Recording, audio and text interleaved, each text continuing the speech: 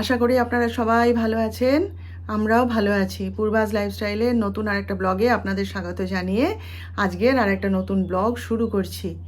তো শরীরটা না আজকে, আচ্ছা তার আগে বলি, আজকে হচ্ছে শুক্রবার আর এখন বাজে হচ্ছে বেলা 11:30।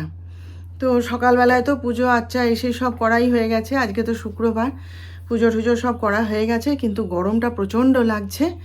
আর দেখুন না, সকাল থেকে মেঘলা হয়ে রয়েছে, ঝিরঝির করে একটুখানি কি বৃষ্টি হলো। আমি ভাবলাম বুঝি তাহলে বৃষ্টিটা নামলো একটু শান্তি হবে, কিন্তু যেমন বৃষ্টি হচ্ছে তেমনি পাল্লা দিয়ে গরম। শরীরটা খুব খারাপ জানেন তো। কালকে এখন কী হয়েছে, আপনাদের সঙ্গে কথা টথা বলার পর তো রান্না টান্না করলাম, তারপরে সব খেতে ঠেতে দিলাম, নিজেও খেলাম, খেয়ে বসে গল্পের বই পড়ছি, হঠাৎ মানে মাইগ্রেনটা শুরু হলো আর কি। আমি বুঝতে পারছি এইখান দিয়ে ব্যথাটা ওঠে আর কি, একটা অদ্ভুত একটা শিরশির শিরশির করে ব্যথা, আর এইগুলোতে যন্ত্রণা কীরকম একটা লাগতে থাকে, আর মাথাটা শুধু ভার, শুধু ঘুরছে, যেন হিলে হিলে যাচ্ছে। আমি বলি এই মাইগ্রেন শুরু হয়েছে, তো এবার তো হঠাৎ করে বহু বহু মাস বাদে আবার মাইগ্রেন শুরু হলো।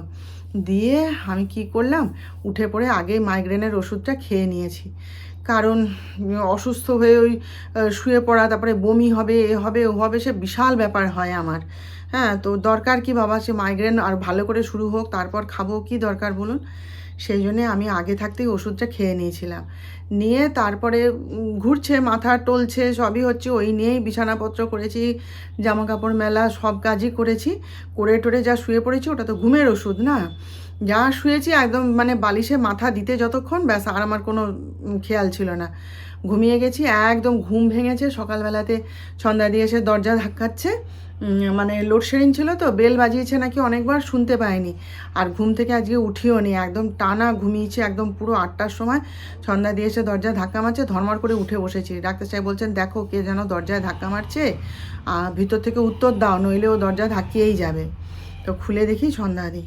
কিন্তু কি হয়েছে বলুন তো, ওই ওষুধটা খেলে একটা গুণ হচ্ছে, মানে আগের দিন ওষুধটা রাত্রেবেলায় খেয়েছি তো, এবার ঘুমের ওষুধ তো সারা দিন একটা না ড্রাউজিনেসের মতন ওরকম থাকে, আর এইগুলোতে কিরকম একটা ঝিম ধরে থাকে, শরীরটা বেশ মানে টলতে থাকে, পুরো বসে গেছে শরীরটা। পা দুটো সকালবেলায় যখন উঠেছি যেন সে পাথর বেঁধে দিয়েছে পায়ে, পা দুটো অবশ হয়ে গেছে, ওই রকম না হয়। এই ওষুধটা খেলে ওর রেস্টটা যায় না তো, এই দুপুরবেলায় চান টান করে যদি একটু ঘুমাতে পারি, ব্যাস বিকেলবেলায় ফিট হয়ে যাব। ওর রেস্টটা থাকে, ওই রকমভাবেই না শরীর খারাপ করে।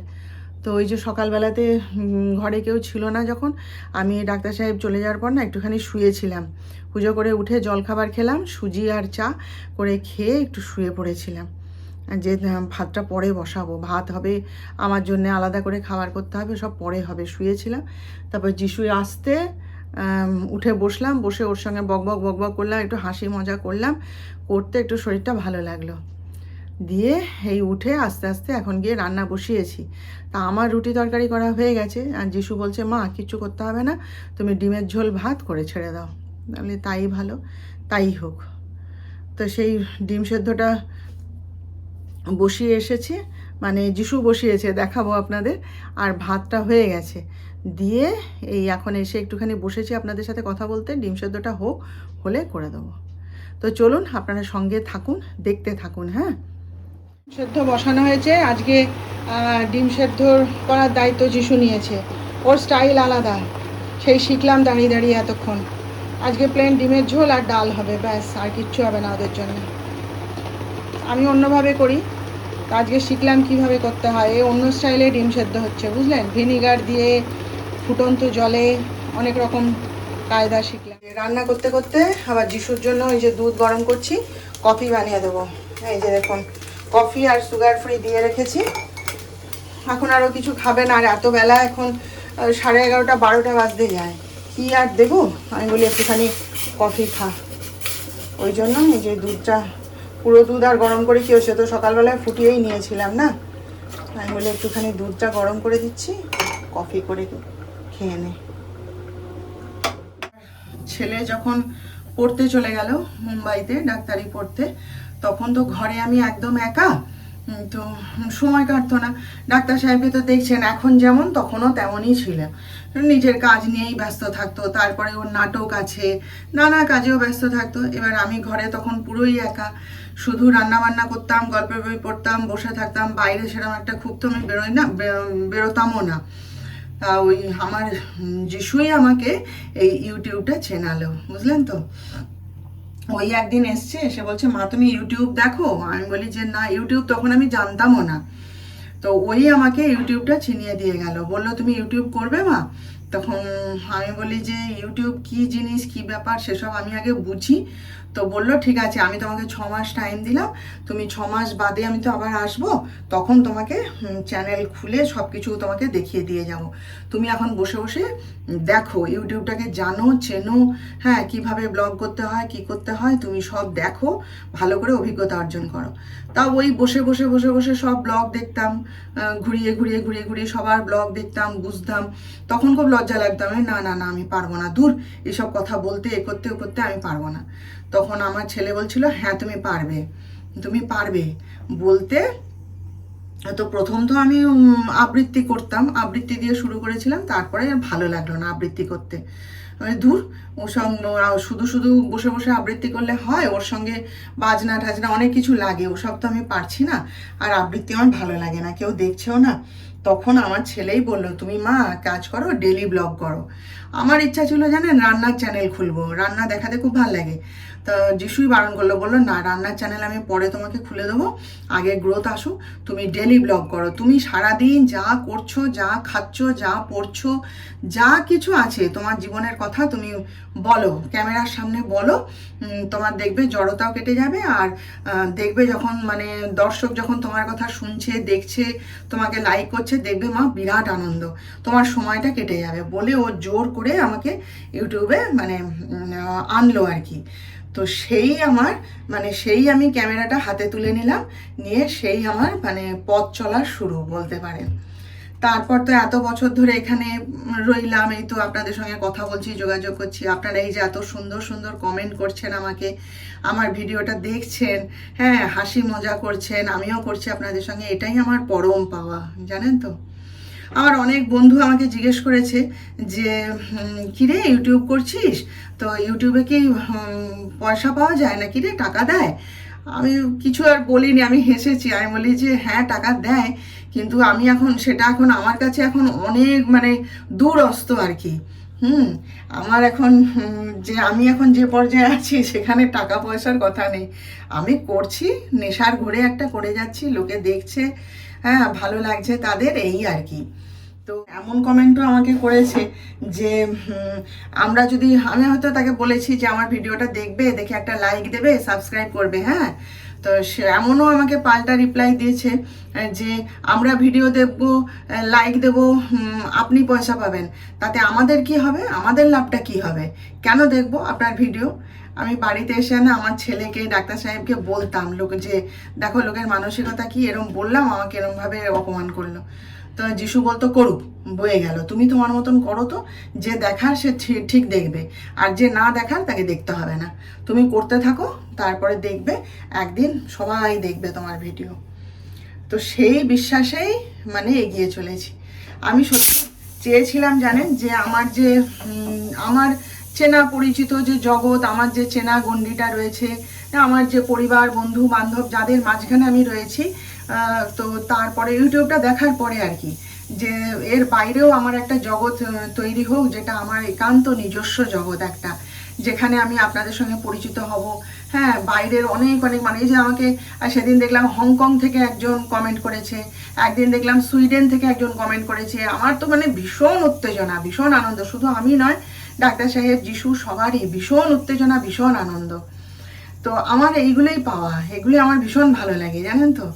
আমি এই চেয়েছিলাম যে মানে আমার গণ্ডির বাইরেও বহু মানুষের সঙ্গে আমার পরিচিতি বাড়ুক, আমি পরিচিত হই তাদের সঙ্গে, সেই জন্যেই আমার ইউটিউবে আসা, বুঝলেন। বলতে পারেন আমার এই পথ চলাতেই আনন্দ। সেজন্যই আমি যত শরীর খারাপ থাকুক, যত মন খারাপ থাকুক, যত হ্যাপা থাকুক কাজের, যত কষ্টই হোক, আমি ক্যামেরাটা ঠিক হাতে তুলে নিই। আমার যা বকবক করার আপনাদের সামনে আমি করি, সে আপনাদের হয়তো পছন্দ হলো, হয়তো কারো হলো না, কিন্তু আমি বলি, আমার খুব ভালো লাগে এটা।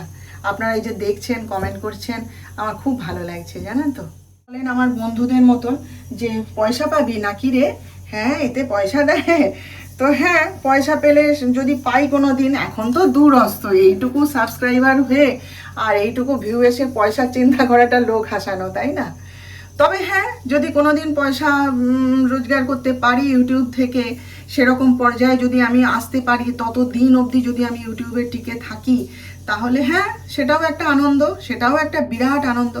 আমাকে লোকে ঠাট্টা করেছে, এত ইউটিউব যে করছেন, এত পয়সা রাখবেন কোথায়, কি হবে আপনার এত পয়সা, এমন কথাও লোকে বলেছে।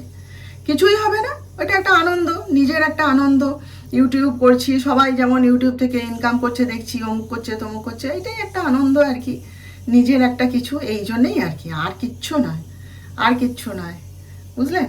দেখুন, ডিমের ঝোল, আর এখানে ডালটা করতাম না, কিন্তু ডাল তখন মানে সেদ্ধ করা হয়ে গেছে, সেই জন্যে ডাল করে দিয়েছি একটু। আর এই যে এখানে পাঁপড় ভাজা, ব্যাস এই আজকে রান্না করেছি। আর আমার জন্য রুটি আর বেগুন ভাজা ওই করে ঘরে রেখে দিয়ে এসেছি, যাতে ছোঁয়াছুঁয়ি না লাগে আর কি।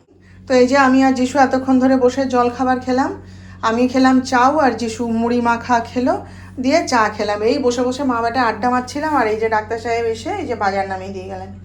এবারে কিন্তু আর আমি বলিনি ওকে, জানেন তো, যে বাজার আনতে হবে। আজকে ফ্রিজটা পরিষ্কার করছিল, করতে গিয়ে দেখছে যে ফ্রিজে আনাজ নেই, বলে বলোনি কেন? আমি বলবো, বৃহস্পতিবার গেল, শুক্রবার গেল, এবারে বলবো। তা সেই বলছে আমার তো সময় হবে না, সেই এই যে সব নামিয়ে দিয়ে গেল বাজার, এই যে 2 ব্যাগ ভর্তি করে বাজার নামিয়ে দিয়ে গেছে। কী কী এনেছে আমি এখনও দেখিনি। দিয়ে আমাদের একটুখানি আলোচনা চলছিল বাড়ির সবাই মিলে, তো ওকে একটু দরকার ছিল, সে একদম দৌড়ালো, বলে আমি এখন আমার নার্সিংহোমে পেশেন্ট আছে, তারপরে মিস্ত্রি কাজ করছে, সেসব সেরে আমি সে 10টা সাড়ে 10টার সময় আসি, তারপর বসে কথা হবে, বলে সে দৌড়ালো।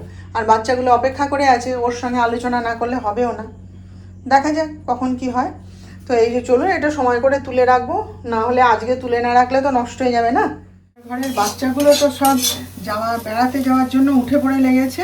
হ্যাঁ, কোথাও একটা এবার ওরা বেড়াতে যাবে, একদম মানে সব একদম ডিটারমাইন্ড। এদিকে একা তো তাদের যেতে দেওয়া যাবে না, আমাদেরকে ধরেছে তোমরাও সঙ্গে চলো। আমি বলি ঠিক আছে চলো, আমার আপত্তি নেই, ওর কাকিমাও যাবে রাজি, ওর পিসিও যাবে, সবাই যাবে রাজি, এদিকে একা তো যেতে দেওয়া হবে না। এদিকে ডাক্তার সাহেবের সঙ্গে তারা টিকিট কাটবে, হোটেল বুক করবে, সব তারা ছটপট করে যাচ্ছে, এদিকে ডাক্তার সাহেবের আর পাত্তা নেই, তার আর কাজ শেষ হয় না। বলেছি তখন, বলে দাও, আমার এখন নার্সিংহোমে মিস্ত্রি খাটছে, কাঠের মিস্ত্রি খাটছে, সেটা শেষ করব, পেশেন্ট আছে এক গাদা, সব শেষ করে আমি বাড়ি আসছি। এদিকে বাড়ি আসতে আসতে তার তো এখন বোধ হয় সে 10:30 11টা, তত তারপরে কি আর তাদের এনার্জি থাকবে? তাই ওই জন্য যিশু বক বক বক বক করে যাচ্ছে। আমি সত্যিই তো, তোর বাবাকে মানে যখনই কোনো কাজ করবে পালিয়ে যাবে, সে যে যিশু এখন গজ গজ করছে। যাই হোক, রুটি আর আলু ভাজা করছি, যিশু আর কিছু খাবে না। বললাম যে ডাঁটা আলু কুমড়ো দিয়ে একটা তরকারি করে দিই, বলে না না, আলু ভাজা আর রুটি করো। তো তাই করে দিচ্ছি, আর কি আলু কুমড়োর তরকারি সে কালকে দেখা যাবে। তাহলে চলুন, তাহলে রুটিগুলো করবো, এবার করে খাওয়ার জোগাড় করব। তো আজকের মতন তাহলে রাখলাম, কালকে আবার আমরা দেখা করব নতুন ব্লগে, নতুন বিষয় নিয়ে। আপনারা ভালো থাকবেন, আর আমার আজকের ভিডিওটা ভালো লেগে থাকলে একটা লাইক, শেয়ার ও সাবস্ক্রাইব প্লিজ করে দেবেন।